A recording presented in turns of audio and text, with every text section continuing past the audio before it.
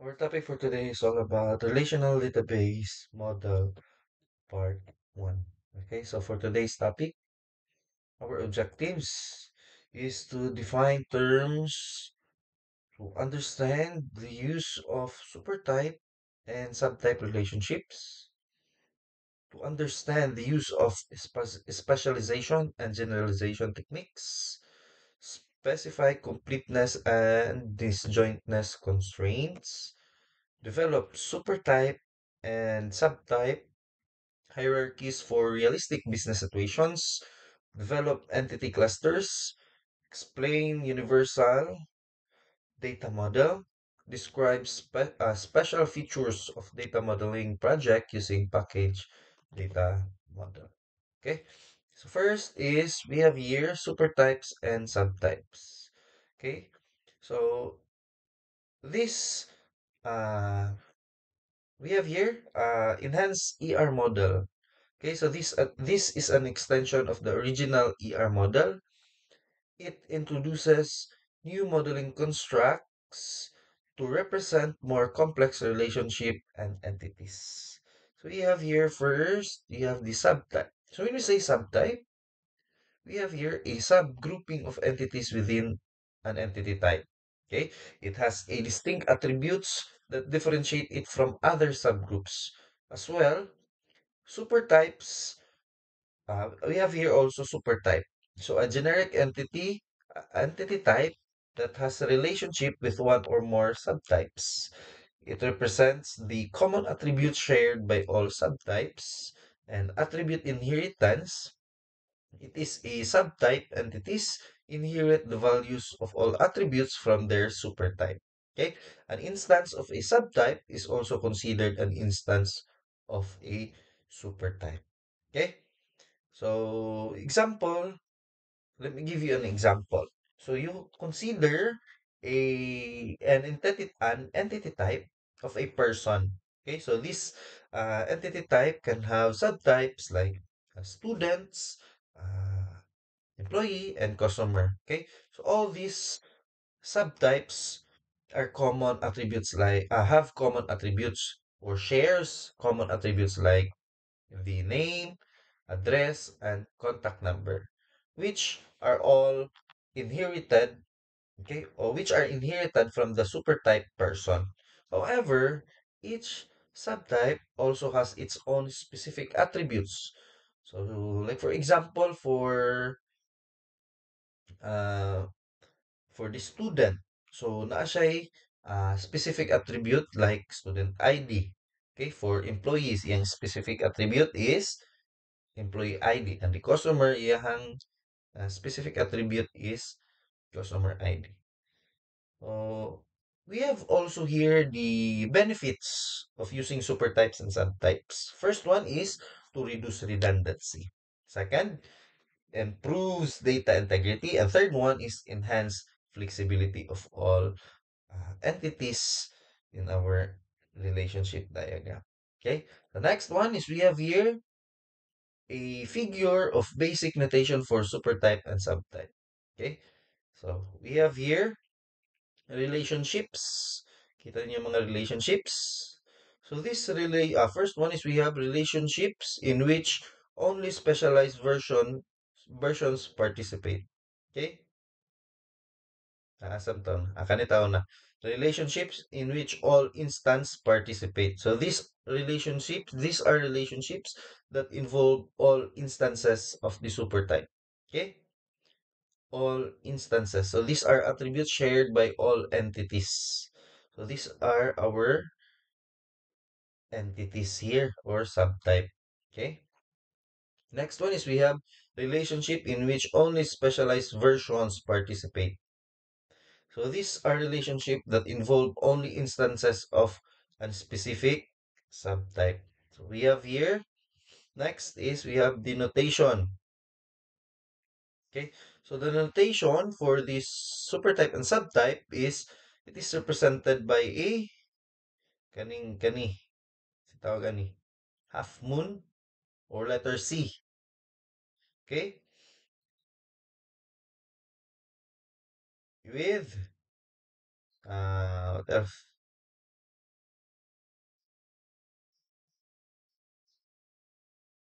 Okay, so also a supertype, it is represented with a rectangle with a double line. So naka-double line na diha. And a subtype represents rectangles with a single line. Single lang imong subtype. So the relationship between supertype and subtype is it is indicated in the it is indicated with a line that connects supertype and a subtype. Okay. Next one is we have here an example of employee supertype with three attributes. So as you can see, naatay employee nga supertype. We have these attributes of what do you call this one? Attributes of employee. Okay, so we have here unique attribute niya is employee number. Okay, and ayan attributes we have employee name, address, and date hired. And we have here subtype. So this subtype is dependent to this entity. Okay, so this subtype here we have here hourly employee. So hourly employee has additional it is an additional has additional attributes such as hourly rate. Okay? Salaried employee na siya additional attribute, annual salary, and stock option. We have here consultant has additional attribute, contract number, and billing rate. So all these subtypes inherit attributes from the supertype. So this means that each subtype will have the employee number, employee name, address, and date hired attributes in addition to their own unique attributes. Okay? So let's proceed with relationships and subtype. So this is an enhanced entity relationship. Okay, EER, enhanced entity relationship model. So it highlights two different key points. We have here the supertype and the subtype. So relationship, let's proceed with the first relationship at the supertype level. So it is when a relationship is defined at the supertype level, it means that all subtypes of that supertype will automatically participate in the relationship. Okay, this is because all subtypes inherit the attributes and relationship of their supertype. So next one, second one is we have the relationship at the subtype level.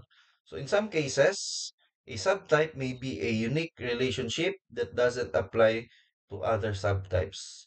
In such situations, the relationship is shown at the subtype level to indicate its specifications. So example is we have here, you consider or you visualize an employee supertype with a subtype, hourly employee, salaried employee, and consultant. Okay? So if there's a relationship called works on, okay? If naa siya, you define the relationship works on, so that connects the employees to the projects. Okay, so this relationship could be defined at the supertype level, meaning all employees, regardless of their subtype, can work on the projects. However, if there's a relationship called receives commission, it applies only to consultant. So this relationship would be defined at the consultant subtype level. Okay. So next one is we have here an example of a supertype or subtype relationships in a hospital. Okay, so as you can see, we have here our supertype, okay, supertype patient. So it represents the common attributes of all types of patients. It includes attributes like a patient ID, uh, you have here patient name and admit date. So we have here subtypes like outpatient and resident patient. So when you say outpatient, it has an additional attribute specific to outpatient, which is the check date. Okay. We also have here resident patient. So it has an additional attribute specific to resident date, that is date discharge. Okay. Okay. Do you have any questions? Clarifications? Okay. So let's proceed with we have here A patient kaning is cared for. Okay? So patient is cared for. Excuse me. Kadiri ka ubog ako. Okay? So we have here the relationship between patient and responsible physician. So we have here is cared for. So these relationships connect patient and the responsible physician. Okay? It indicates that a patient is being cared for or cared by a physician. Okay? So this relationship is at the super type level, meaning it applies to all types of patients. Okay? We also have here is assigned to. Okay? So resident patient is assigned to BED. What do you mean by BED? Okay. So i-search ba? So meaning sa BED. Not so familiar with the uh, technicalities in hospital.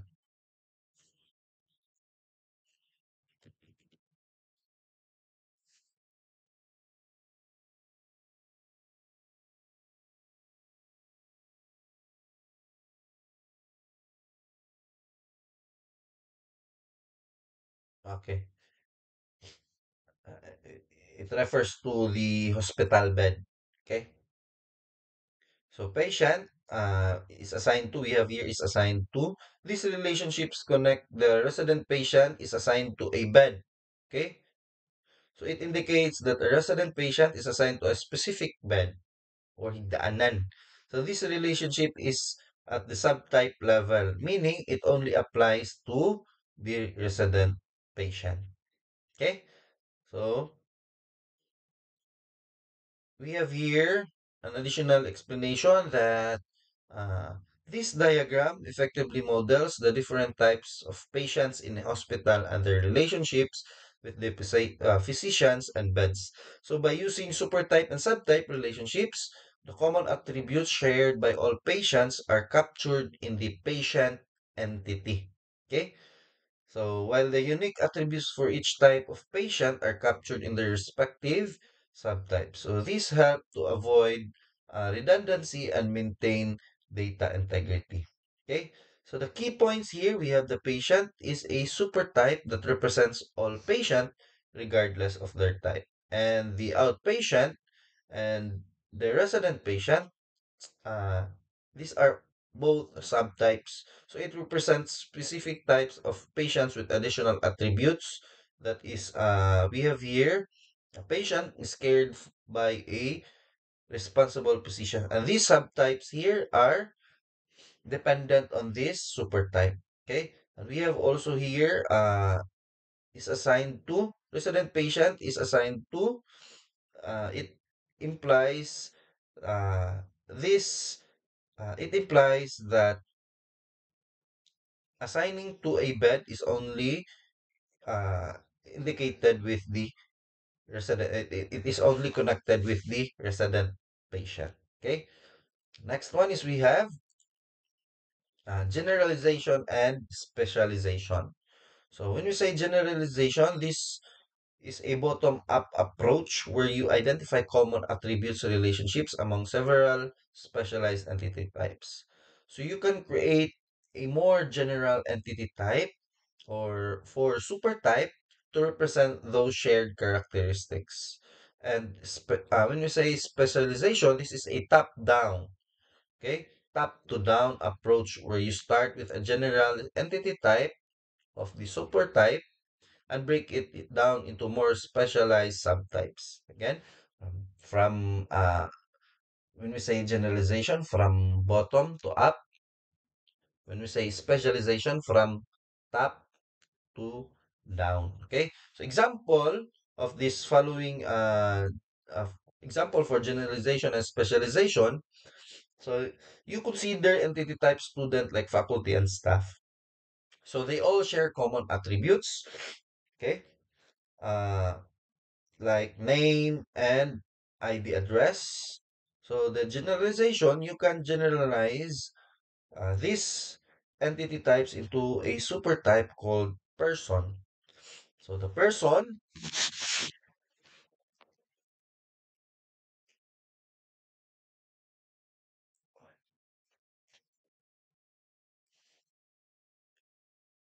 so the person here is an entity or has an entity that will uh, the person he has an entity that will have common attributes like the name and the address. Well, in this specialization, starting the person supertype, you can specialize it into subtypes like student, like faculty, and staff. So each subtype will have its own unique attributes, like for student ID for student, uh, rank for faculty, and position for staff. Okay? The next one is we have an example of generalization. Okay, so when we say again generalization, it is the process of defining more general entity type from a set of more specialized entity types. So in this case, we have three specialized entity types. We have the car, the truck, the motorcycle. So as you can see from the diagram, all three entity types share common attributes. Okay, like the vehicle ID, the price, engine displacement, and vehicle name. Okay, so this suggests that there's a common commonality among these types of vehicles. So the in generalization step, to apply generalization, we would create a new entity type called vehicle. So this vehicle entity would inherit the common attributes from the three specialized entity types. So resulting enhanced relationship or entity enhance after generalization, the ER diagram or entity relationship diagram would look like this. So in vehicle ID, price, engine displacement, vehicle name, car, okay, number of passengers, truck capacity, cab type, okay, and for motorcycle, cab type and the motorcycle. Okay. Next one is we have an example, continuation for the example of generalization. So we started with three entity types. Okay, we have the car, the truck, the motorcycle. Okay, so we identified that these entity types shared common attributes like the vehicle ID, the price, engine displacement, vehicle name. Okay, so we created a subtype called vehicle to represent these shared attributes. Okay? Okay, taog, vehicle. So in vehicle, siya iyang unique nga attribute. We have the vehicle ID. Okay? So additional explanation to this figure here. We have the uh,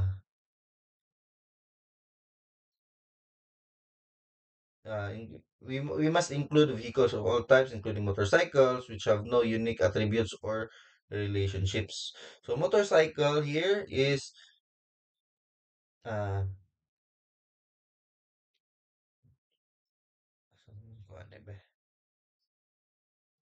so additional explanation to this image, we have here the vehicle.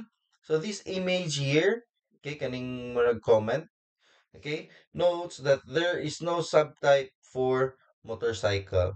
Okay, this is because it doesn't have any unique attributes that distinguish it from the other vehicle types. In other words, it doesn't have any attributes that are not already captured in the vehicle supertype. So the diagram here shows that the final structure after generalization vehicle has vehicle ID, unique attribute has its unique attributes vehicle ID. We have here the price, the engine, the displacement of the vehicle, vehicle name, we have the model, the make and the model car, make and the model. So we have here the car represents or has an attribute of number of passenger and truck capacity and cab type. Okay, so the key points here is that the vehicles is a super type that captures the common attributes shared by all types of vehicles. So the car and the truck here is a subtype have that has a unique ID that differentiates them from each other. We have the number of passengers, okay, or unique attribute that differentiate from car up to the truck. So we have here the number of passengers and capacity cab type. Okay, and take note that no subtype for motorcycle since it has no unique attributes. Okay, next one is we have here the some example of specialization.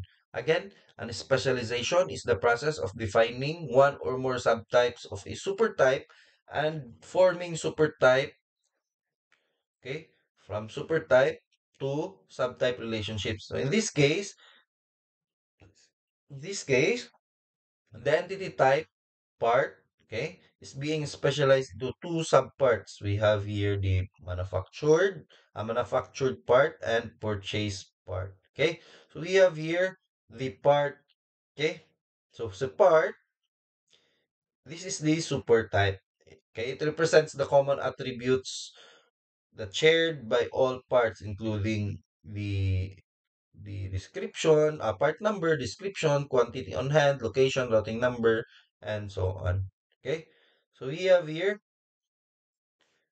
So why do we need to specialize? Why specialization is being used in this example? Okay, so the purpose is to reduce redundancy.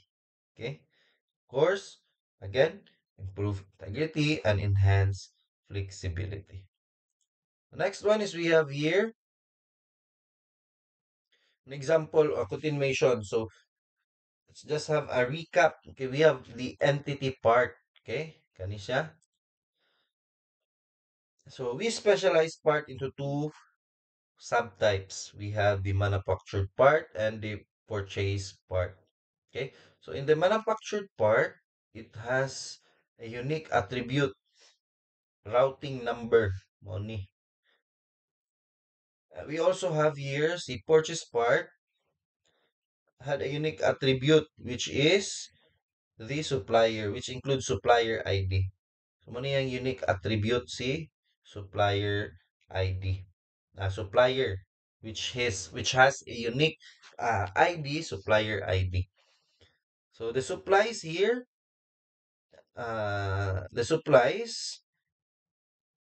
gets, for, the supplies here is being sent by the supplier. Okay, so the supplier attribute, okay, has been placed with an associative entity. It is called supplies. Okay, take note that when you say associative entity, it iyahang box is naka sabi ni naka dili siya pointed. Okay, naka curve ang iyahang box. Next is we have here associative entity called supply. So this is because a part can have a multiple suppliers and each supplier can supply multiple parts. So an associative entity is used to represent many-to-many relationships between two or more entities. So the relationships here is the diagram shows the relationship between purchase part and supplies. So a purchase part can have multiple suppliers. Okay? And a supplier can supply multiple purchase parts. So this is a many to many relationships. Okay? Next one is let's proceed with constraints in supertype and subtype relationships. So now there are two types of completeness constraints that is being discussed with this one. First one is we have the total specialization rule. Okay, so in this rule, It states that every instance of the supertype must belong to at least one subtype. And in the entity relationship diagram, this is represented by a double line, okay, connecting supertype to its subtype. Okay, we have here double line. And second, under total specialization rule, we have an uh, okay. So let's proceed with second rule. We have partial specialization rule. So this rule states that an instance of the supertype is not required to belong to any subtype. Okay? So in ER diagram, this is represented by a single line connecting supertype to its subtype. Examples we have here kaning isa lang ka mga lines. Okay? So example is you a consider the vehicle.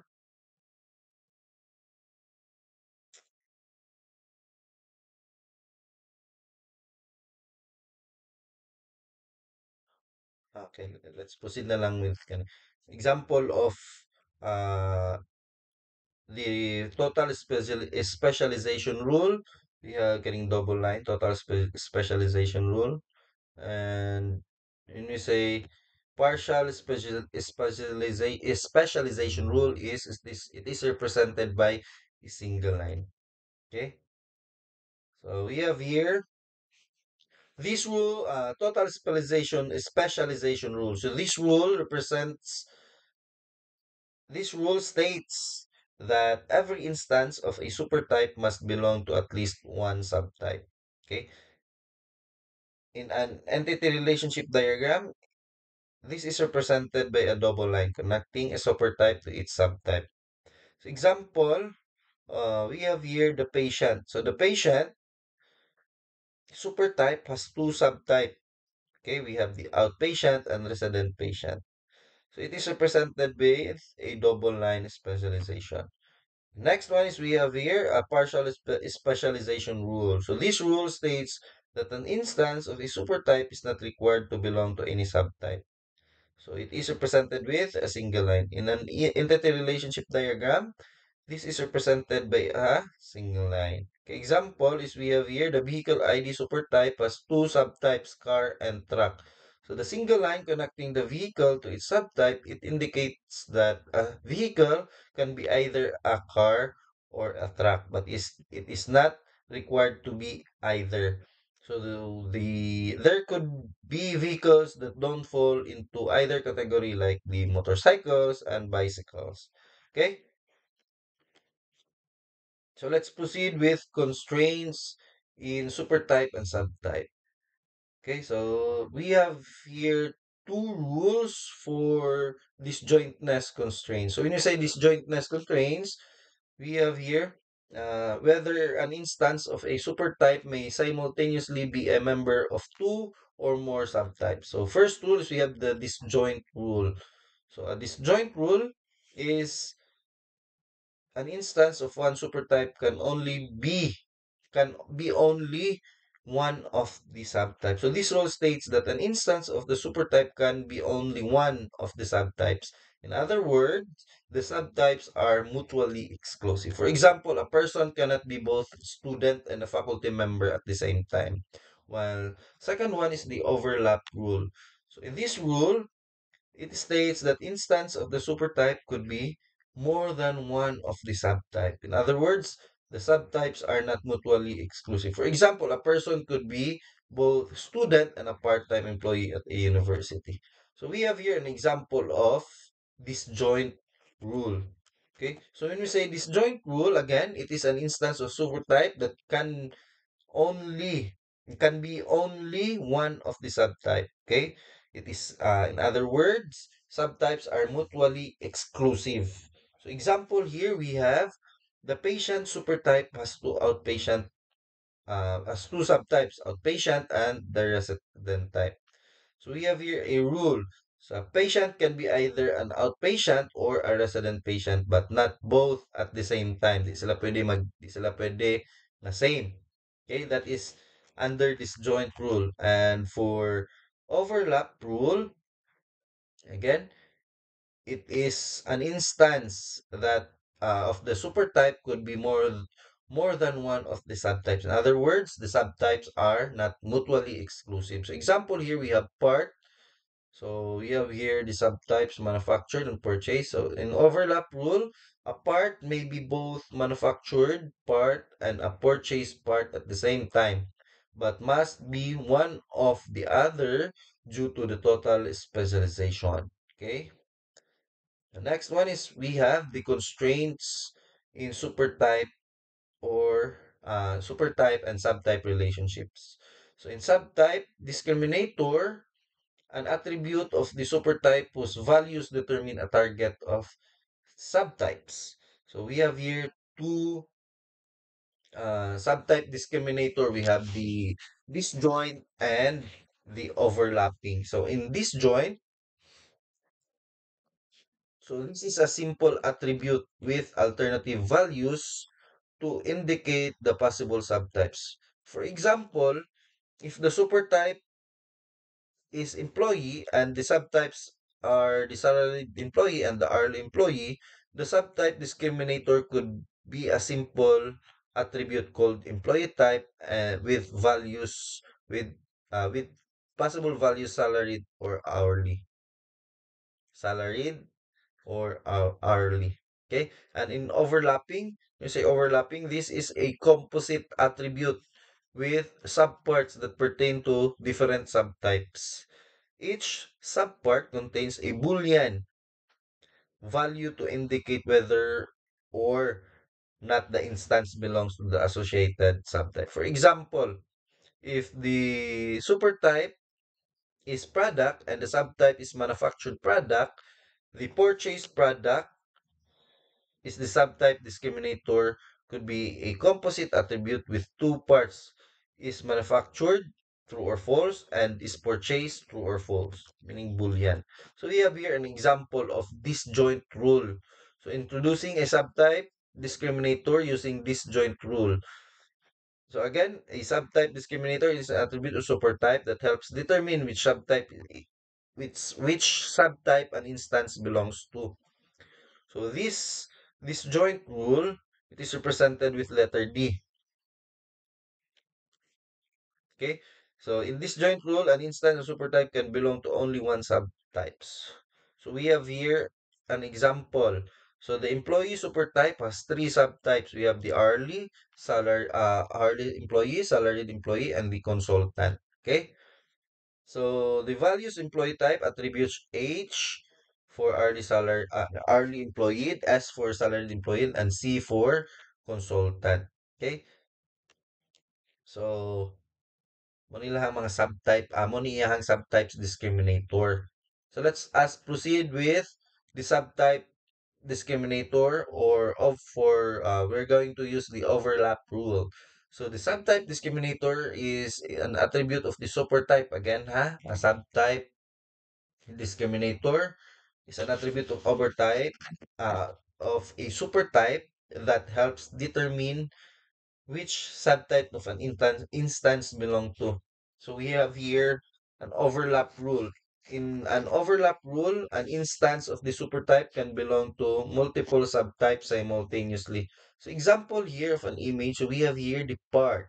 Okay, so the part has two subtypes. We have the manufactured part and purchased part. So this part type attribute, okay, part type attribute is introduced as a subtype discriminator, and which is a composite attribute with two subparts. We have the manufactured, true or false. We have the purchase, true or false, or yes or no. So the values of these subparts indicate whether the part is manufactured, purchased, or both. Okay? So we have here manufactured, yes or no. Okay? So if yes, as you notice, yes, duha, yes. So the both part is manufactured and purchased. So kung ang isa and no, so the part is manufactured but not purchased. So if no or no, if no dere, then yes dere, meaning the part is purchased but not manufactured. Okay, or kung both no, we have the part is neither manufactured nor purchased. Okay, so next one is we have an example of supertype to subtype hierarchy. So we have here the supertype person. So it represents the common attributes shared by all individuals. So it includes attributes like the SSN, okay? We have the name, the address, gender, date of birth, okay? And the subtypes, we have the employee, alumnus, and student. It is represented with the overlapping rule, okay? So we have here each subtype has its own unique address. For employee, we have the salary and date type. For alumnus, we have the degree, year, the designation, and the date. And for the student, this represented with major and department. Okay. So further subtypes, we have here faculty and staff are subtypes of employee. We have here graduate student, and undergrad student are subtypes of student. Okay, Let us proceed with entity cluster. So we have here EER. Okay, enhanced entity relationship diagrams are difficult to read when there are too many entities and relationships. So the solutions is you have to group entities and relationships into entity clusters. Okay, entity clusters. These are a set of one or more entity types and associated relationships grouped into a single abstract entity type. Okay, so we have here a possible entity cluster for Pine Valley Furniture in Microsoft Vista. Okay, so muna itong mga example nga gigamit na po na to karon for uh, enhanced entity relationships. Okay? So na it is also indicated sa mga rule nga itong gigamit. We have here the overlap, the disjoint. Okay? Next is we have here an example of enhanced entity relationship diagram of Pine Valley Furniture entity entity clusters. Okay? So we have here the elements is key elements in the we have here the elements in this diagram. We have the sales and marketing. Okay, so this cluster includes the selling unit, uh, thus thus business and it also includes the customer and the item sale. Well, the production and inventory, this cluster includes the item, the product, the material, and the manufacturing. So the relationship between this diagram, between these entities, highlights different cardinalities.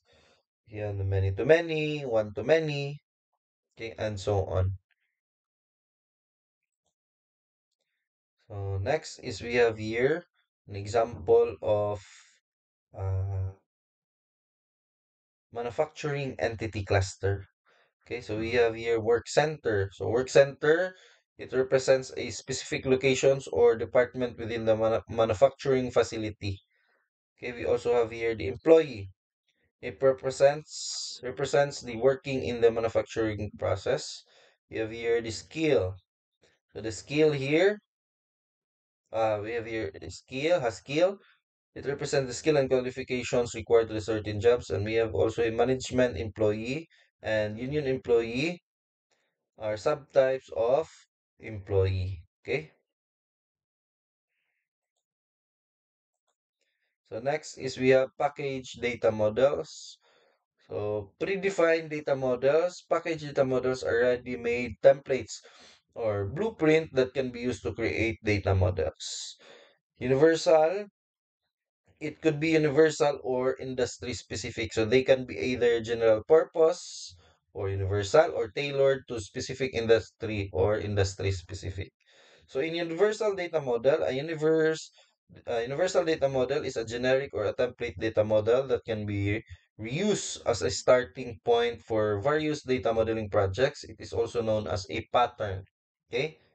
And advantage of the package data models, we have the use proven model components, save time and cost, less likelihood of data model errors, easier to evolve and modify over time, aid in requirement determination, easier to read, supertype and subtype hierarchies, and promote reuse, many-to-many relationship, enhance model flexibility, vendor supply data model, foster integration and vendor applications, universal model support inter-organizational system.